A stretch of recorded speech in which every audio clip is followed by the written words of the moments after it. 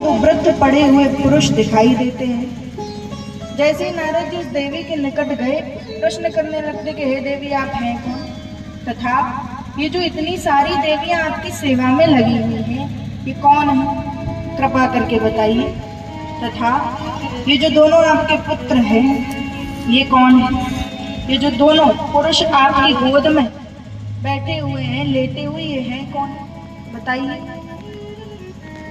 उसी समय विनय पूर्वक वह युक्ति नारद जी के सम्मुख कहती है कि हे नारद जी, अहम भक्ति ऋतिख्याता इमौ में तनियो मतो। हे नारद जी, मैं भक्ति हूँ, और ये जो दोनों वृद्ध पुरुष मेरे गोद में पड़े हुए हैं, ज्ञान वैराग्य ना मानो काल योगे निजर्जरो।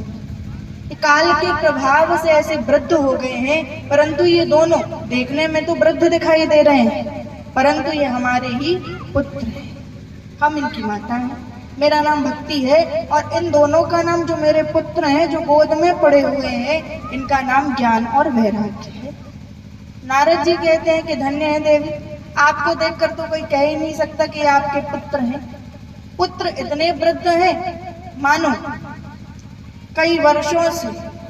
इन्हें वृद्ध अवस्था ने धारण कर लिया हो, वृद्ध अवस्था को ये प्राप्त हो गए हो, और आप तो ऐसी दिखाई देती जैसे आपका विवाह ही नहीं हुआ हो। जैसे इतना सुना, भक्ति देवी कहती है नारद जी,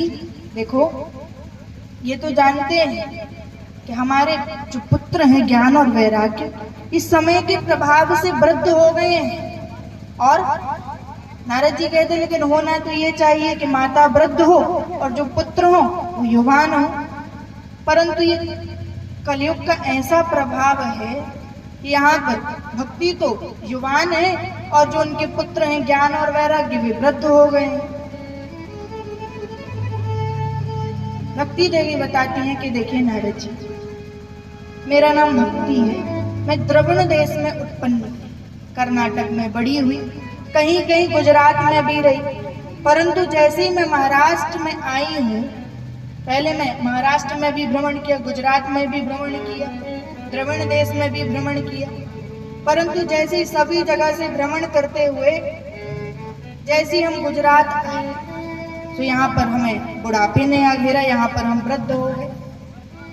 परंतु जब तक हम गुजरात में थे, हमारे दोनों पुत्र ज्ञान और वैराग्य युवान थे, तरुण थे, और जैसे ही हम गुजरात से वृंदावन धाम आए हैं, तो वृंदावन में आकर के हम तो तरुणी हो गए, हम तो युवान हो गए, परंतु ये जो दोनों हमारे पुत्र हैं, ये वृंदावन में आकर के वृद्ध हो गए। भक्ति देवी नारद जी को वृंदावन धाम की महिमा बताती कि वृंदावन कोई सामान्य धाम नहीं है, वृंदावन एक अलौकिक धाम है। और देखो, वृंदावन की महिमा को कौन कह सकता है, जहाँ पर सदा ही कृष्ण कन्हैया अपनी गोपियों के साथ में, राधा रानी के साथ में आज भी वहाँ पर विराजमान है।